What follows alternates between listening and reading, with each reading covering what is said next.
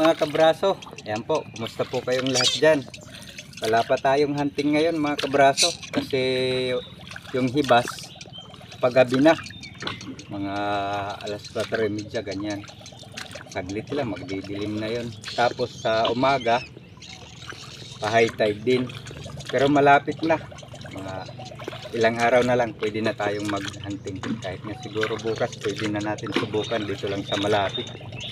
Yun, mga ngapa po pala tayo mga kabraso, hanap tayong pang-ulam at kasama natin yung mga alaga ko. Ayan, mahigit 2 linggo na po yan sa akin. Kinuha ko po yan ay mga kalbo pa. Nakikita ko parang kulang sila sa pagkain dun sa ano nila, pugad, mahina. Kaya kinuha natin. Ayun, palagi natin pinapakain ng mga isda o hipon. Ngayon ay malalakas na, malusog na. Tinutubuan na sila ng balahibo. Sasama ko sila. Ay pag makakakuha tayo, papakain. Matatakaw mga yan. Hindi yan first time na nag-alaga ko ng mga ganyan. Pati yung malalaki, yung kubo ay lapay, ito kubo.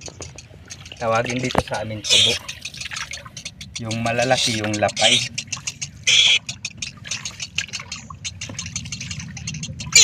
Yung una, dalawa ay nalagaan ko niyan mga kabraso. Matagumpay na lumaki hanggang sa ano. Pinapakawalan ko lang din sila sa paligid. Pati yung pinakamalaki, yung lapay na parang manok, mas matangkad sa manok. Di man sila lumalayo. Hanggang ngayon nasa paligid pa rin sila, malapit sa bahay. Pero hindi na sa bahay umuwi.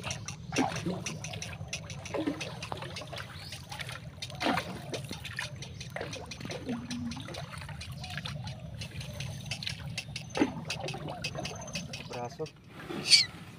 Try natin kung meron. Malalim na.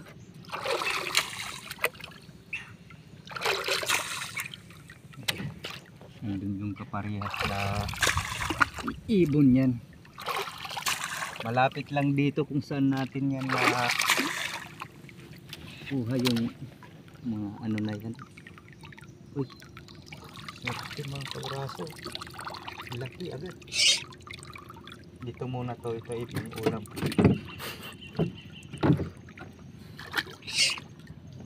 Uy, ay mayroon. Mayroon na. Ayan mga kabraso. Ito ay buhay naman. Uy, ibigay natin.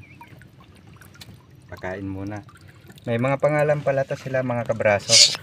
Ito yung lalaki, si Adan. Ayan, Adan, oh, sayo. Iba. Oh, sayo iba.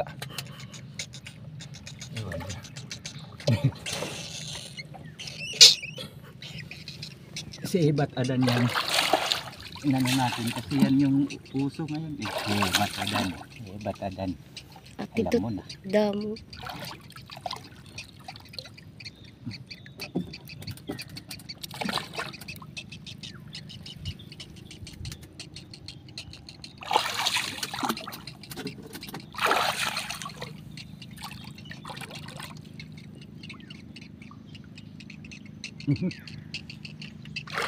Dalawa.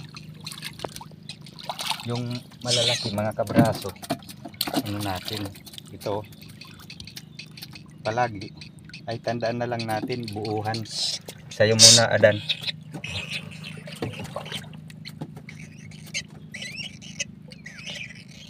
At akal.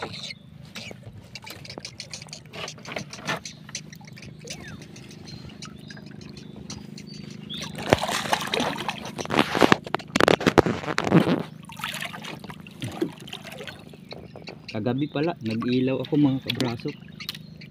Sa pag-iilaw tuloy ngayon napakahina. Ay ito malaki ka mga kabraso. Pang ano natin ito.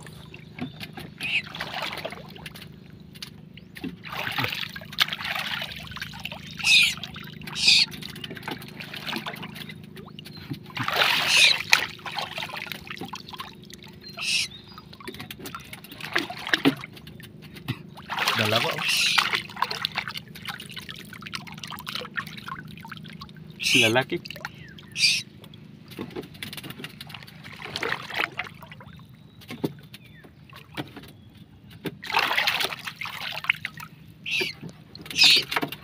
Mamaya na.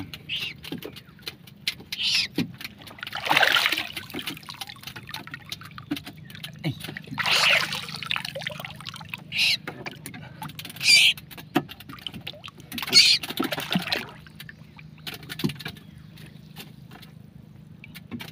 Ay.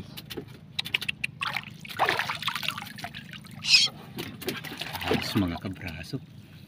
Isa yung ano ngayon. Dalawa.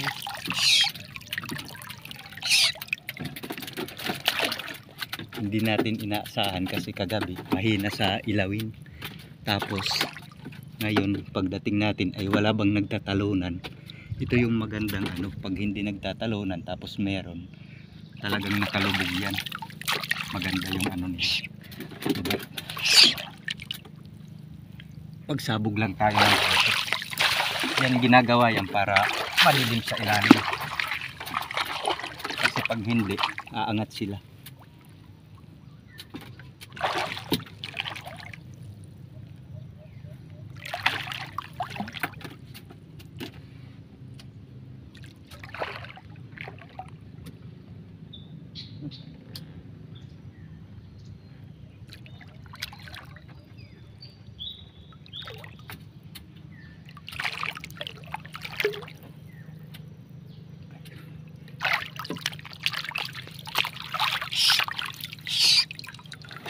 Masyado nang nagre-reklamo. Wala na daw. Maya.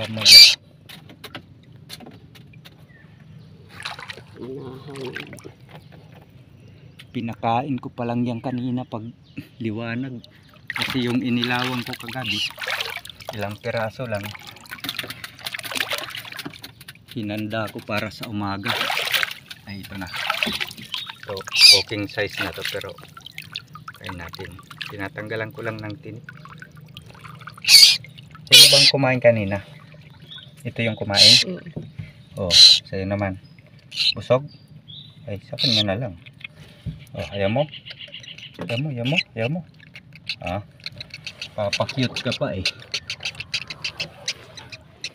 Busog pa yung mga yan eh.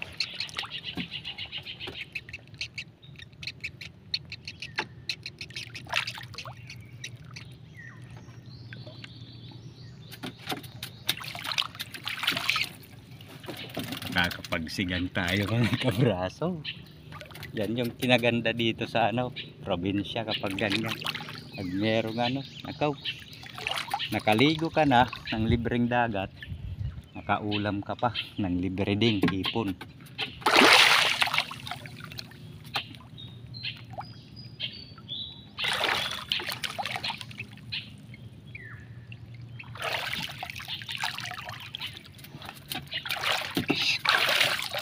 Malaki ng size. Pangsigang na size.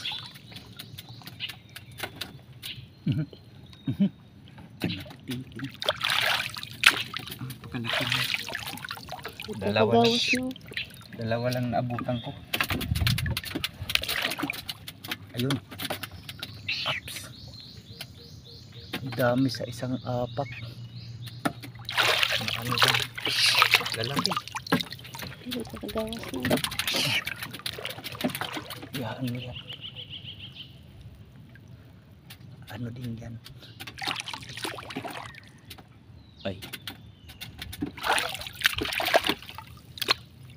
Ay, mamaya na. Mga busog pa kayo. Ayan naman.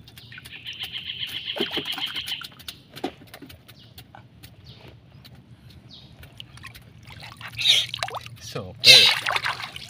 Kaya mo to?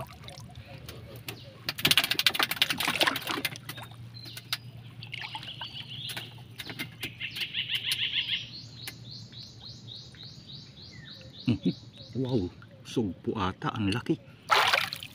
Yun nga oh. Sugpo, lukon tawagin dito. Black.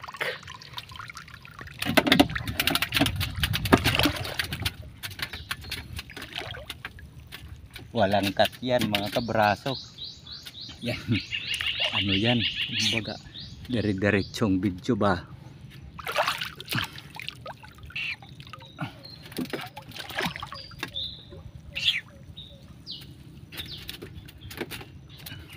May mas maano pa dyan mga kabraso na sa pangangapa dito. Minsan yung talagang halos kada ano ng kamay mo dakma meron sa mga apak sila.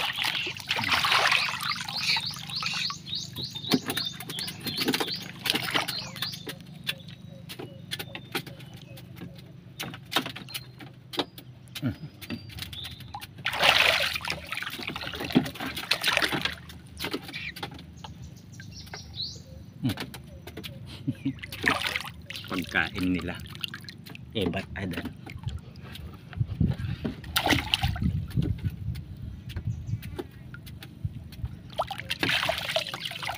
Pagkain nila enjoy usit.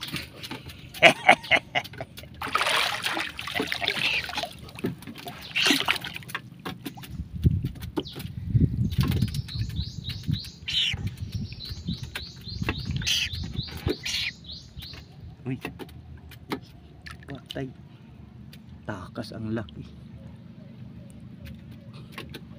Pumalya si Intoy, natakasan yung kamay ni Kaing.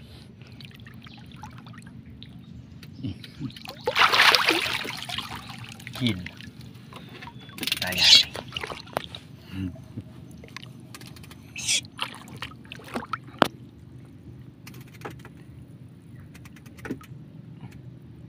tinalang maladi. Walang iba na mga pa ngayon. Wala yung mga pa dito. Kung kani-kanina pa siguro mga kabraso, mas malupit yun. Di pa gano'ng malaki yung tubig. Ano naman? Gusto nyong kumanta ulit? O sige. Ba't adan? Ba't adan? Wala ka nang magagawa. Busog ka na. Iibak na yan. Iibak na yan. Iibak yan mga kabraso.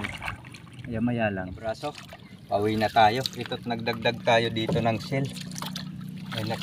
May nakita kasi akong kawan ng banak mga kabraso habang nangapa tayo dyan. Yung hipon natin ay sakto na rin sa pangulam. Bilisan natin habang mababaw pa mga kabraso. Malawak yung kawan. Nagtatalunan. Subukan ko kung makahiram tayo ng lambat. Wala kasi tayong lambat. Hindi tayo nakahiram ng lambat mga kabraso. Inaantok yung may-ari. Kami sanang dalawa yun kapag nakakita ng ganawan. Tapos pumupunta ko sa kanya. Pinupuntahan namin yun, lumalaot kami. Kaso ngayon ay naglambat sila kagabi hanggang umaga. Ayun, inaantok. Kaya dito na pinersa. Tsaka pa-high-tide na rin, palakas yung agos. Pero sure bull, mamaya abangan nila. May partner yan palagi siya. Yung sila lagi yung naglalambat. Ito nga pala yung huli natin. Ito ay naalinohan na nalinisan na. Yan, libre na rin sa sabawan. Ayan. Tsaka yung ano po natin ay na ano na rin, laga lang. Ayan, sausaw lang sa suka. Ito ay halo-halo lang siya, tipay, kung ano-ano lang, buo. Tsaka ito ay halahan, yung favorite. Ito nga pala ay meron tayo ditong, asan na ba yung pinaka pang ano natin malakasan. Ito yung sukang natural sa niyog at saka may sili.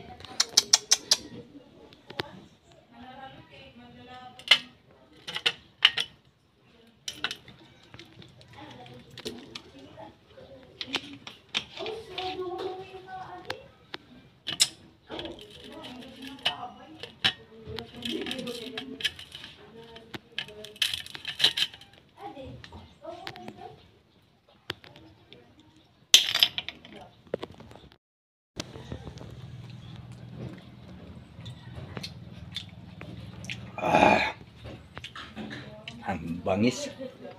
Sarap. Ganun ka lang mga kabraso dito ay may ulam ka na. Libreng ulam.